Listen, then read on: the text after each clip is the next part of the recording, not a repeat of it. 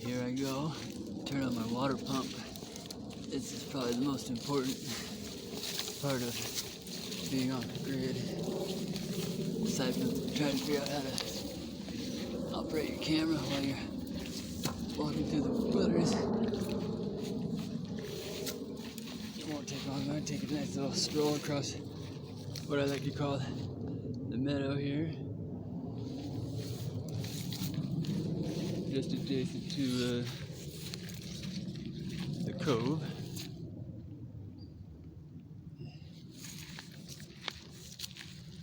And right now we can see my attentive water heater. Of course, in the summertime, you don't necessarily need as much hot water. It works beautifully. The water comes out of them almost boiling hot.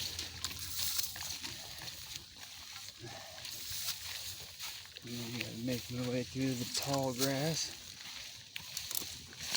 I always like to have a walking stick with me because I can look around where I'm headed. Well, not where exactly where I'm headed, but look around and not worry about losing my footing. Of course, this tall grass is amazingly good at tripping you. And so this is a pretty basic system right here. I have a 12-volt pump, which is of course the same voltage that automobiles and motorcycles work off of. And just get one 65-watt solar panel, actually manufactured in 2006. They're nothing new, nothing nice, but I love them though because I can hook it straight up to a 12-volt battery. And I do need to be cautious a little bit because they do over voltage the batteries to some extent. They run at about 16.5 volts. Charging voltage for a 12-volt battery is 14.5, so yeah, that's a bit much. What I've found out, as long as I keep batteries in the shade, it seems to be all right, especially with what I've got here. My wee little Power Wheels battery, which are actually phenomenal batteries, believe it or not. But so solar panel hooked up straight to a Power Wheels battery, and then you know, I don't know. Did I put a switch right here? Oh, that's weird. Oh, okay, and there goes the pump. Let's see. Let's just verify this. Make sure we're making water. I have had one incident of somebody cutting my water line. It's just the way the neighbors show their love. Oh, there it goes. Love that sound. Not for any other reason than it means I'm pumping water. Other than that, it's actually fairly obnoxious.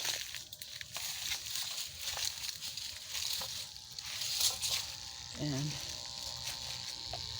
make sure we can get a view of this end.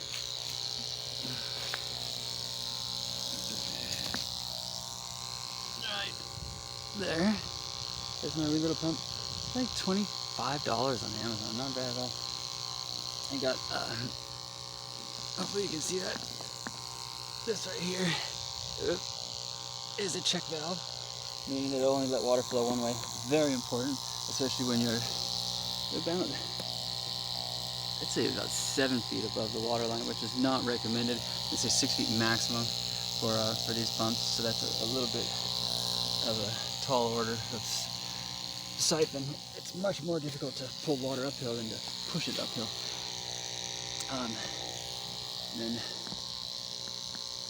probably can't see through the reflection of the water, but down there is my filter. You can't see the line leaving the pump because I tried to keep it as close to the top of the water as possible.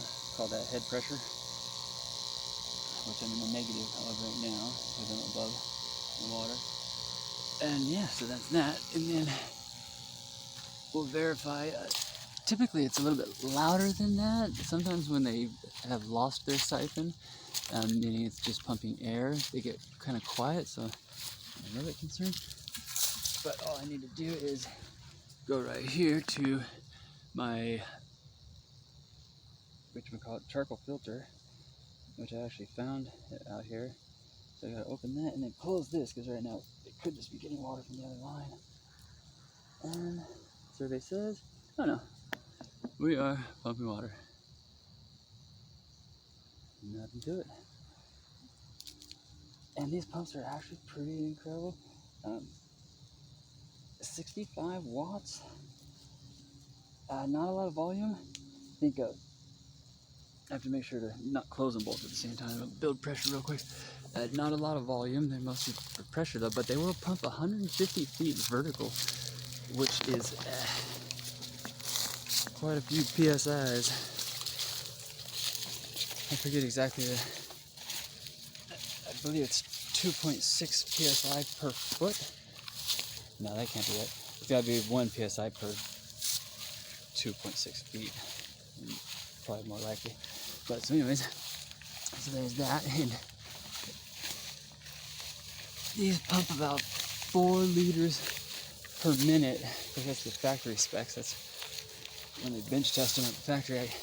I doubt that this one is doing that, but nevertheless, it is a very, very important thing to have water, and filtered water as well, because I had the pleasure of finding out that I'm just downstream of a wastewater treatment facility. Yay! But it is what it is. I filter it quite well, and as you can see, I pumped quite a far distance. Not much in elevation, probably 20 feet in elevation, but that's 500 feet of just irrigation coiled up back there, and then several hundred feet just in the distance away from linear distance. And now make my way back to the old fort here. Place is absolute disaster, so believe it or not, you're better off looking at me than everything around me, but I did want to keep rolling so that we could see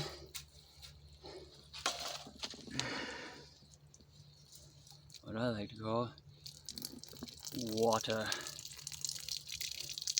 And obviously you just have to take my word for it, but and this could just be the static water that was in the line. So no, it's already warm. It's already about bath temperature there. And then over here,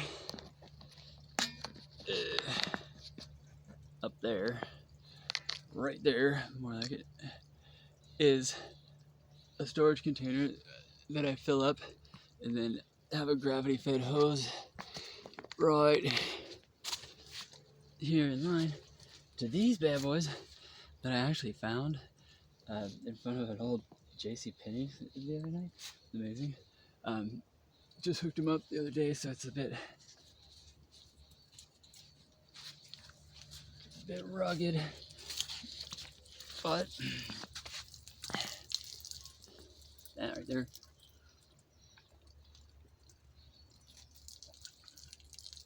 Believe it or not, it's every bit as good as at least the bottled water that comes from maybe a spring or tap water that they filter. So that's good. And yeah, I'm pumping water. Oh, and this is kind of cool. Well, bittersweet, but this is an ice maker, and I just refurbished it yesterday because there was a flood, actually 2 of them last year, and it spent a little time underwater, which doesn't seem to be helping any of my things, and I'm responsible. I could have done a whole lot more, but it seems to be working, but it pulls too much electricity from my inverter, and that's what I'm working on right now. And I just can't wait to tell you about that. That'll be next.